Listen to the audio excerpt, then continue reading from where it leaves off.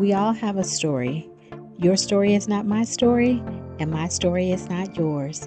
However, we can find joy, hope, and emotional healing even through our most painful moments in life. Let's walk and take this journey of healing together, one step at a time, because your story does not define you.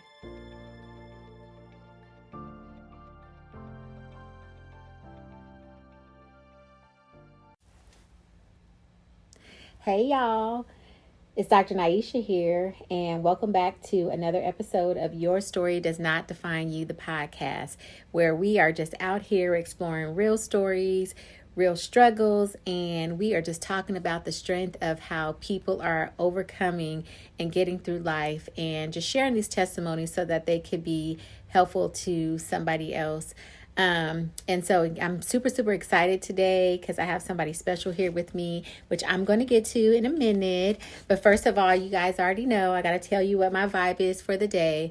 So my vibe today has been chill. I would say that. So you guys often hear me say busy or grateful for the things that, I have the opportunity and get to do. But today has kind of been chill. It's been a good day overall, good work day. The weather's changing here in California, and it was a little chilly today, so I think my vibe today was chill. So you guys already know what I'm going to tell you. Remember, you control your vibe. You have the opportunity to shift your mood and to change your vibe as often as you need to. There's no reason why you have to let the day overtake you. You overtake the day by changing your vibe when you need to. So, as I said earlier, I have a very special guest here with me today, which is one of my besties, and her name is Miriam Popp, and I'm so excited to have her here today and join with us in a conversation. And so, what I want to say about Miriam is that Miriam is a wellness coach. She's a mental health advocate, and she's a public speaker and an upcoming therapist, which is one of her newest accomplishments. And you will have the opportunity to hear from her so she can share that with you. But before I introduce Miriam to you all, there's a couple of things that we're going to talk about today.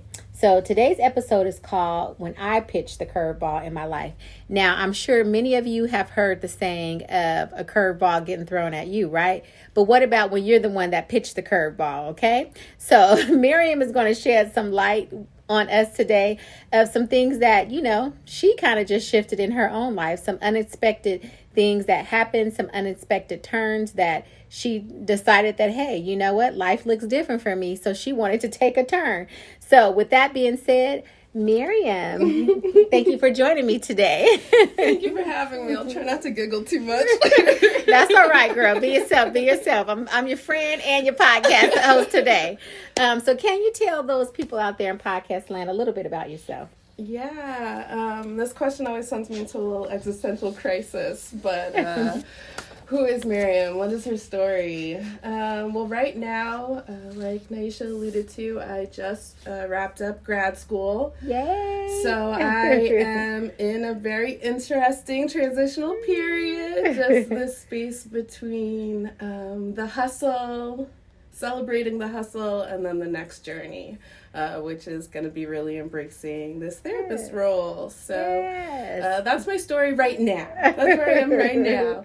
Just embracing this in-between. I love it. I am so excited about Miriam becoming a therapist. I think I was her number one cheerleader during school to just encourage her to just be a therapist. I'm really excited that she is going to be a therapist. She has a lot of good qualities and a lot of good skills, which you guys will hear about here shortly.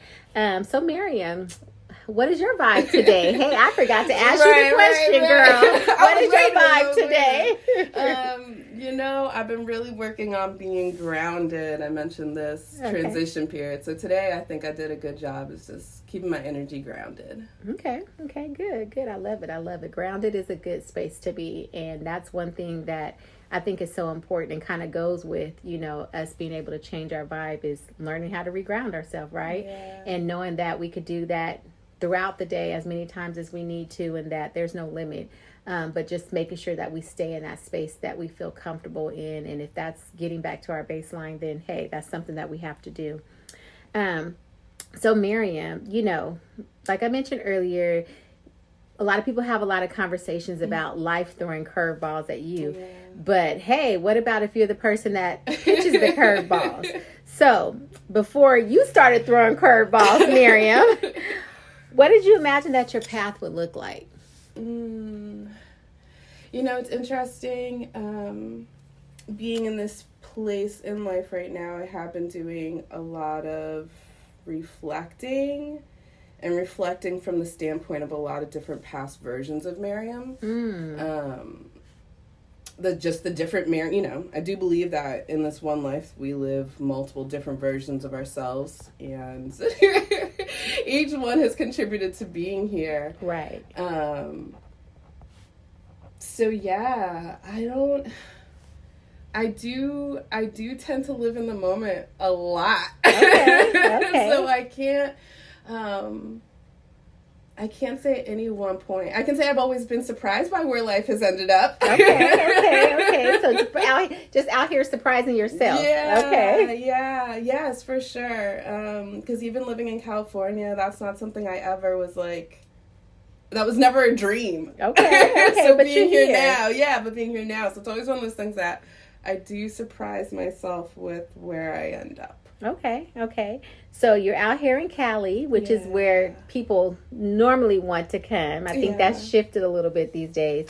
So where were you before you came here? Yeah, so before living here in California, I grew up on the East Coast predominantly. So I moved directly from Boston, the Boston area, to here. And Boston was home the majority of my life. The Northeast. Mm-hmm. Yeah, so that was, I guess if we're going to talk curveballs, I could segue us there, but that was one of the big ones, moving, just making that decision, which did kind of come out of nowhere. Okay. And that shift, that spark from I'm going to move to actually implementing happened in about 6 months. Wow. Less than, yeah. Okay, that was pretty quick. Yeah. Okay. So would you say that was kind of like one of the first major curveballs that you pitched, or would you say that there was something before that? There was definitely a few other moments before that, but that was maybe one of the curveballs that came from the most stable place. Okay. So you put a little thought into it. Yes. Well, I mean, there was a lot of thought into it. It was definitely one of those things where I can attest that a lot of my curveballs come from being just fed up with my reality, fed up with my present, and being like, now it's time to make a change. And if I don't make it, who's gonna make it? And so that was one of those moments where I was definitely ready for a change, needed change, and was like, this now. Okay, so that makes sense. Now, Miriam, you have a lot of qualities. You've kind of done a lot in your life, your young life, and you're still, making changes and making things happen. So I just want to kind of go back a little bit. So moving to Cali was like one of your major things, or, major curveballs that you pitched for yourself. But I want to go back a little bit. Can you tell us just a little bit of your story, like a little bit about who you are, just maybe your younger experience that led up to you to Cali, because that was in your adult life, right? Yeah. So can you tell us a little bit about your younger self, whatever you feel comfortable sharing? Yeah. So probably if we're going to go back like another decade, I did graduate high school, but high school was a struggle, just family-wise, emotionally, just all of that. And that just carried right into college. I did do a year of college. I was a psychology major. I wanted to be a therapist. Didn't know how to get there. But I figured, majoring psychology sounded about right. Okay. And I did about a year of that, but a lot of the problems that I had from high school and family stuff still followed me into college. So that year wasn't the best year, and that was probably when I made, or maybe threw one of my first curveballs for myself, and I dropped out. Okay. And then probably within a couple of months was in school to become a cosmetologist. So the curveball there was the dropout, and then getting into a career on my own merit. Okay. Look at you. So throwing the curveballs, but then catching them. Yeah. That's one thing I'm gonna say. Okay, I'm gonna throw it. I'm gonna catch it. I'm gonna do all positions. But yeah, no, we're not just out here willy-nilly making big shifts. There's always a plan. Okay, good. I love that. I love that you said there's always a plan, right? Because sometimes, when life throws us curveballs, we don't even have a plan, or we don't even know, like, what do we do or how do we recover from whatever, hits us. And so when you think about just like your major curveball that you pitched, and just even some additional things that may have happened in your life, like, how did that moment or that season impact your direction or your identity? So you said that moving to California is not something that you really wanted to do. It was kind of a semi-grounded decision, and you came out here. So how did that impact your direction and just your identity and who you are? Yeah, so I would say that, not that I didn't want to come out here, but I avoided it and was like, yeah, why would I do that for like a good decade? I won't even lie. Okay. But when I did make the decision, it was fully aware of how much trash I had talked. Okay. Did you have to eat it? You have to eat a little bit? Yeah, absolutely. And that's definitely one thing, if you're going to be bold in life, you have to be able to do that. Okay. You have to be able to, like you said, eat it. You have to be able to be humble enough to say, hey, look, I need some help. And I think that's always been a strong suit of mine, is being able to figure out where the help is or the support is. And realizing that, yeah, I can throw these curveballs. I can catch them. I can field the ball. I can do all of that. Okay. But it definitely is a lot easier with the support. And I can acknowledge I'm bold enough to take the big leaps, but I'm humble enough to also realize, like, I can't do it all on my own. Good. I love that. I love that you said that, because I think that support is one of the things that, as a therapist, we are always talking about, right? Yeah. Helping people find their safe spaces, helping people connect to those people that are like their support networks. And so since you bring up support and talk about support, were there any particular people that you could identify as like your support system, or that kind of help you through this transition of leaving Boston, coming to California, and just trying to find your way? Definitely with a big cross-country move like that, where, I walked away from a career, I walked away from a social circle. My family was already kind of moving in different parts of the country, so that wasn't as big of a shift. But with this particular curveball, I would say really staying close to those people who knew my heart was a really important thing to me, especially where, I was like moving to a whole new space where I didn't really know anybody. I had my mom here, I had my sister a few hours away in Orange County, but literally that was it. So I would say surviving that was really just staying close to like my like what I call my like soul tribe, my really close friends, my sister friends, stuff like that. The people who would know, like, there's quiet Miriam and then there's quiet Miriam. Okay. So the ones who would know when was the moment to call and check on Miriam. Those are people I really were like cornerstones of my support system. Okay, good. I love that. So when we talk about like just, curveballs, and when we think about curveballs just within itself, what comes to my mind is just a lot of turning, a lot of twists, a lot of turns, and then also growth. And so was there ever a moment in your life where you think that everything just clicked or began to make sense? So like even with you moving to California, having support here, but then also leaving some of your major supports, like, and just thinking about, okay, the twists and the turns and things that have happened in your life. Was there a moment when you feel like everything just clicked or began to make sense as to, okay, why you're here?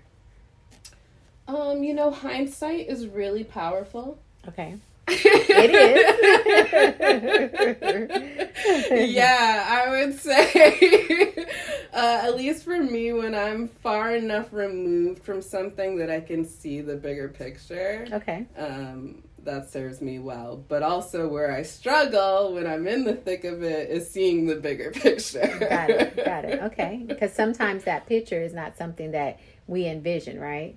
Or I think a lot of the time, at least for me, I'm not, my mind's not going there. Okay. Right? So, the bigger picture, what may be happening may not be something I even considered. So when it happens, I'm like, oh, what? Okay. So it takes you back. Yes, a little taken aback, but, yeah. So how long does it take, would you say, like when you see the bigger picture and you think about the take back, it takes you back, right? And it's something that you don't envision. How long does it normally take for it to like sink in, or how long does it take for you to sync with the vision? Yeah. Well, you know what? The vision is visioning, whether I'm there with it or not. It's gonna happen with or without you. Yeah, and I want to say that's one of the bigger lessons, right? Okay. It's just like life is gonna life. It's happening. Right. I sometimes it's me catching up. Sometimes it's life catching up to me. Okay. I can see that happens. Yeah. But I do think a lot of the times, because I can be a little ostrich, head in the sand, just trucking away at things, and then I'll pick my head up and realize all the growth, or even just, I can remember the first couple of years living out here, and my coaching business was still just a couple of years old at the time, and I'm learning all these new skills and flexing all these skills I didn't realize I had. And that was a big, I guess you could say, hindsight moment for me, because I was seeing how I was using skills from my 13-year career as a hairstylist now in my coaching business. And so I was able to see even just in that, how that experience gave me the building blocks to do what I was doing. And so that's where I was like, hindsight was really powerful, because I think in that time, as I was a hairstylist and building these people skills, I didn't see the power of them, right? And so then as I was building my coaching business and seeing the ease of just engaging with people where other people struggled, I was like, oh, here are some really beautiful building blocks I didn't really appreciate at the time. Yeah, I love that. So it's kind of like some skills, like you said, that you had that could be considered like gifts, because making connections and talking to people is definitely not something that everybody can do. And so that is definitely, I feel like, gifts that people are given to be able to do that. And so that's, to me, that's like one of the telltale signs that, okay, therapy, coaching, helping profession is like the lane that those people need to be in, right? Because it's like when people are drawn to you and you can and they just want to tell you all about their life, or either they more feel than like you want to know, more than you want to know. I mean, I was a young hairstylist hearing some things. Like, my goodness. But see, those are one of those signs that tell you that, okay, you're meant to be involved in people's life. And to me, I feel like those types of things are blessings, right? Because when people trust you with their stories, it's a blessing that they choose you, right? Because ultimately, we're not choosing people. Like, as a therapist and as a coach, we're not out here saying, hey, I want you to be my client. Hey, I want you to be my client, right? People choose us. So when we think about blessings and you look back, do you see any like hidden blessings in your life, and maybe unexpected opportunities that came about these challenges that you've experienced over time? With hairdressing, coaching, therapy, the commonality there, at least for me, is having the opportunity to hold space and hear people's stories. I've always I just like hearing people's stories. The tea? Is that what it is? It's not even about, it's just the holding space. I just like to listen.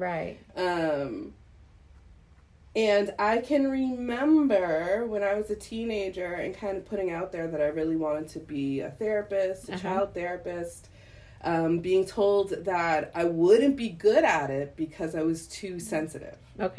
Too sensitive. And I held on to that. I really held on to that as a reason why I wouldn't be able to, right? And so it became one of these things later on that I really realized, like, once I got over this whole too sensitive and realizing it was a power, it was a gift, it was a blessing. Right. That's when I really was able to see, like, oh no, like, this thing that, like, I was told was like a weakness actually allows me to connect with clients. And I think it is part of why people are comfortable to tell me too much. Tell their young hairdresser. Right. Or tell their coach things that, you know, this is out of the scope of wellness now. And, you know, as a therapist now, having clients, you know, off the bat say how comfortable they feel. I do see that, just that ability to connect emotionally with people as a blessing, as a gift. Yeah, I definitely agree, because, I mean, you talk about the sensitivity part of things, but honestly, like, you know, in this role, you have to have some sensitivity, because you have to be able to be empathetic towards people.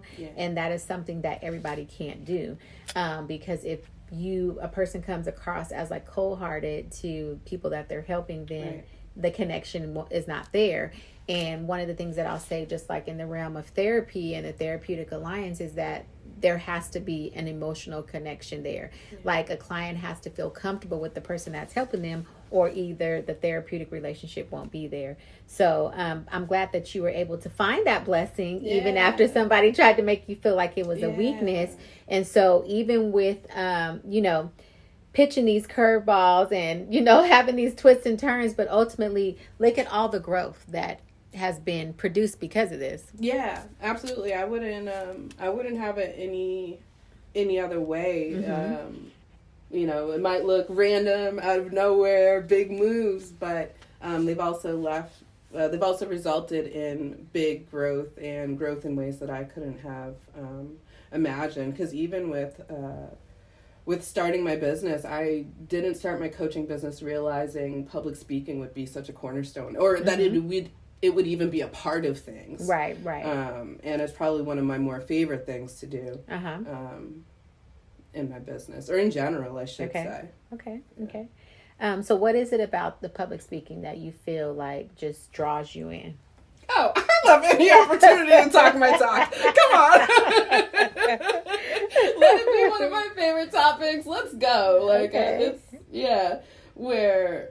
So would you say it's the education piece, or would you say it's like the connection piece, being able to connect with your audience? Oh, I love being able to bring together a group and spark new thought and shift ideas, and then know that each person is going out into their world and potentially bringing that change of thought and shift into their world, and then impacting others, and then creating that ripple effect of change. Like, that's a big part of it. Bringing the group together, knowing that there's going to be this bigger impact. Right. The education piece, I like sharing what I know, but I also just like being able to bring people together and share ideas. Okay, good. I love that. So connection is kind of like one of your things. Yeah. I love it. No, connection is a good thing. I think, you know, I can't talk about it enough, especially in the realm of therapy, in the therapeutic world, that connection. And I've said it so many times on the podcast about just being connected to safe spaces and to those people that you feel like you can glean from, and that you can learn from, and you feel supported from. So I absolutely love that. So kind of just to shift gears a little bit, you kind of brought up the word reflection earlier. And so I just want to take you down reflection lane again and get your wheels to turning and your mind to going, and just have you share some reflective moments.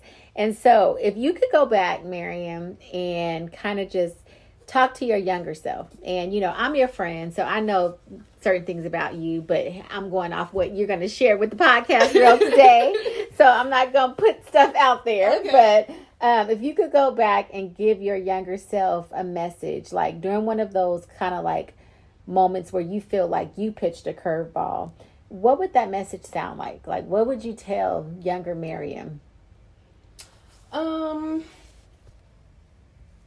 Younger Miriam hung out in a lot of, what's a good word, despair. Okay. So I would definitely tell her that there was a purpose to it all. You know, I mentioned earlier how there's been a lot of different Miriams that have had to show up. So Right. a lot of them need to know there was a purpose for them being there. Okay. So just kind of, do you think that you would tell them now what that purpose was, or would you just tell them that it was a purpose? Oh no, come on, we've got to sweat it out. Okay. We gotta sweat it out. No, but I would tell them, and it would probably be so annoying. Okay. But I would say one of my favorite little quotes. But there is a message to your mess. Okay. Right. Right. I like that. Yes, and there's another one that's escaping me now, so maybe she wouldn't hear it anyway. the testimony? No. Oh, there is a purpose to your pain. Oh, got it. Okay. Yeah. Yeah, that is true. That is true. And I think I talked about that a couple of episodes ago. Yeah. About that. And that is so true. Like, I think that everything serves a purpose, whether it's something positive or it's a teachable moment, I'll say. I won't say like negative, even though negative things happen. I think there's always a teachable moment in things that, don't feel good. Yeah. So I definitely agree. So just with kind of like all of the things that you've experienced throughout your life and just in the space where you're at now. And so if you could just kind of like share with us, like personally, like, when you go through twists and turns and life kind of lifes, right? Whether you're pitching the curveball or the curveball is coming your way. How do you personally stay grounded, Miriam? Or how do I freak out. My truthful answer. Okay, I love that. Thank you for your honesty and transparency. That's what we need, though. Seriously. I have all of the tools. Okay. I have all of the support. Okay. But of course, I'm just a girl. I've got to freak out first. Okay. You freak out first. Okay. Thank you for the honesty. Yes. But how do you reel it back in? So when things don't go as planned, like, and you, after having your moment, which I'm glad you said that, because that's helping support the fact that we have to be present with whatever emotion, right? Yeah. So once you're present, once I'm back, and you come back, okay, what does that look like? How do you pull yourself back? I have a very blessed life. Okay. But I've been humbled a lot. Okay. So I am kind of in that space when things happen that I just kind of shrug now. Okay. I don't know how healthy it is, but I am in that space where I just kind of go, okay, this happens, life goes on, okay, and more good stuff is going to happen, and more random stuff is going to happen. Like, it just that seems to be what life is like, right? Okay. We have our moments where we excel, and then moments where it's just like, what is this? Right. And that to a certain extent has given me a lot more peace than maybe what past Miriams would have done. Okay. So that shows the growth. Yeah, right? Come on. The growth. I love it. I see it. So you've kind of taken on the radical acceptance. And just kind of like, okay, it is what it is. Like, it may not feel comfortable. It may not be something that you're kind of welcoming, but at this point, you, like you said, you kind of shrug your shoulders like, okay, it is what it is, right? I know it's going to pass. Yeah. It might not feel the best. Okay. But life has shown me more than enough times that it will pass. Okay. I just have to fortify and weather the storm in the end. Okay. So what does fortifying look like? You know, I love my workouts. Okay. Good. Prayer. Self-care. Lots of prayer. Good. But yeah, lots of just self-care, time fortifying, time with self. Okay. Yeah. Okay. So with all of that, Miriam, and just kind of like you said, when those moments of kind of like uncertainty to a certain extent kind of are present itself, like when you think about the future and you think about, okay, things are going to get better, things will, be whatever they're going to be, is there any like mantra that you adapt to kind of just like take you through that? So is there anything that you just kind of like really cling on to? So I know I heard you say earlier about the shrug the shoulder thing, but is there any like positive mantra or positive self-talk that you just really just draw close to help you to get through those moments that feel a little uncomfortable?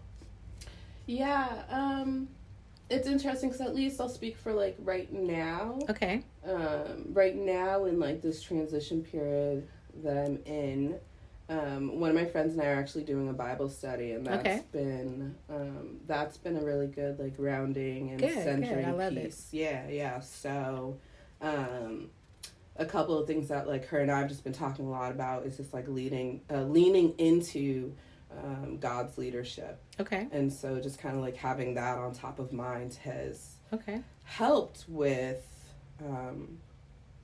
things just not going the way I think they should. Right. Okay. Right? And, okay, so this is bringing up bringing up a quote that has kind of been spinning in our heads for the last couple of weeks. Okay. But, in order to remove our will, we also have to leave room for God's perspective. Ooh, yes. That's the tough part. Yeah. Relinquishing our will.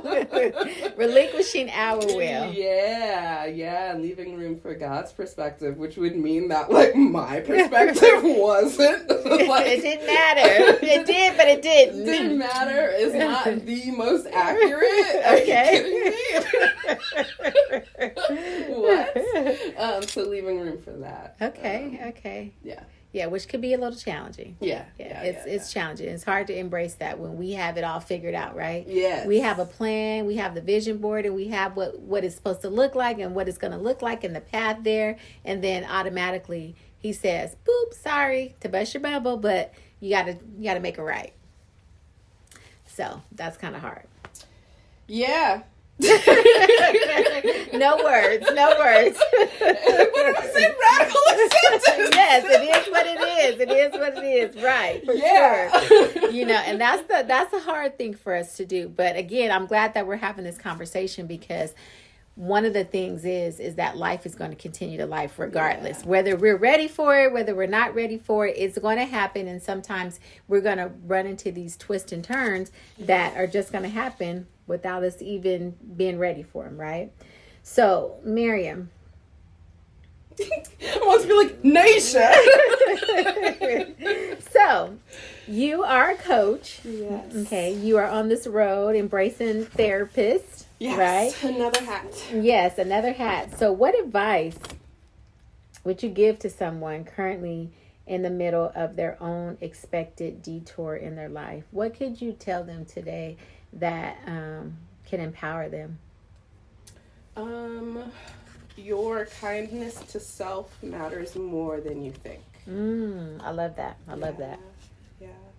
Being kind to yourself will go further than you might realize. Okay. I love it. Can you expand on that a little bit? What does being kind to yourself look like? I like to say that sometimes I'm the drama. Okay. Right? Ownership, accountability. Right, okay, I love it. Sometimes I can be the weapon formed against myself, right? But being kind to myself, remembering in those moments where I'm not being the greatest to myself that, hey, wait a minute. It's not my will. It's not my perspective. Okay. Taking the pressure off, right? Showing up with some kindness for ourselves is taking that pressure off. Okay. However that might look like for you. I have, my pressure tends to be perfectionism. So taking that off my shoulders and allowing myself to show up. So,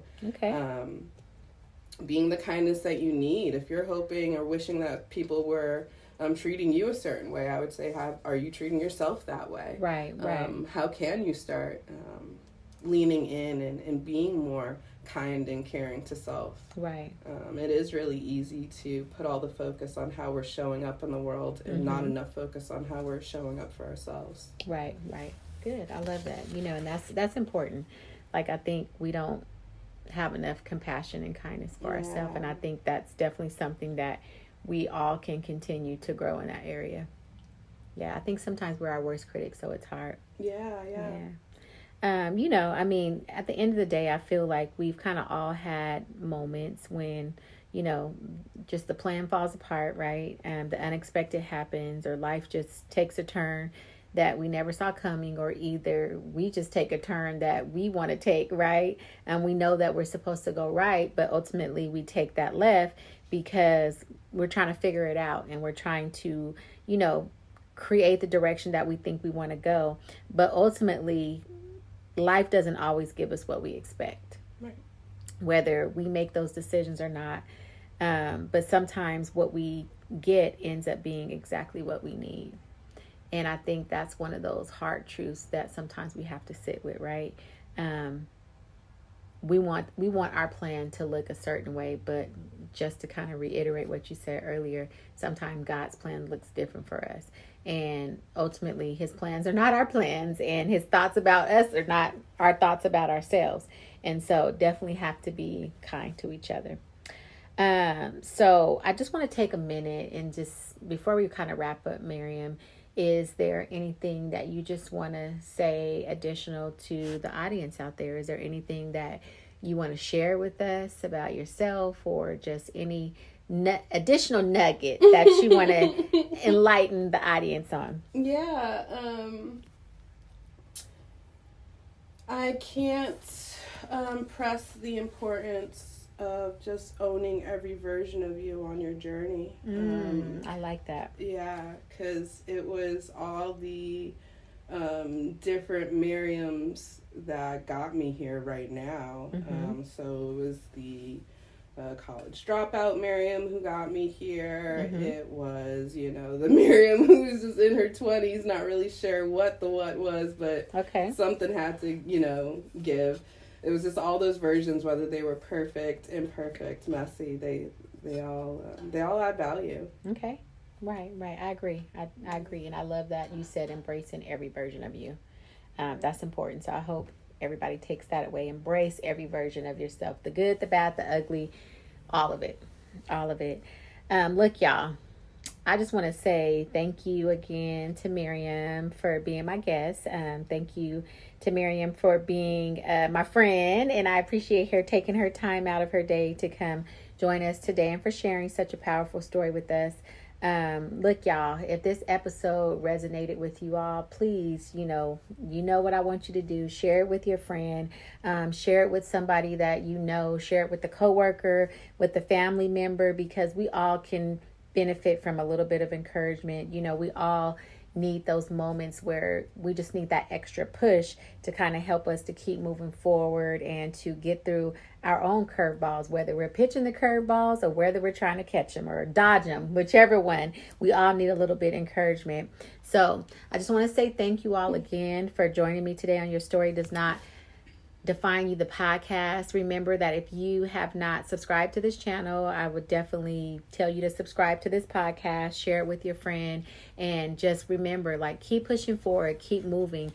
Life is going to life is going to throw things at us that we didn't expect. Sometimes we're going to make decisions that we're pitching curveballs ourselves, and sometimes we have to reel it back in, bring ourselves back together, and keep going. And even if things don't feel good, there's a reason and there's a purpose for everything. So just know that, and stay strong, y'all. Keep going. Until next time, Dr. Niesha here. Take care.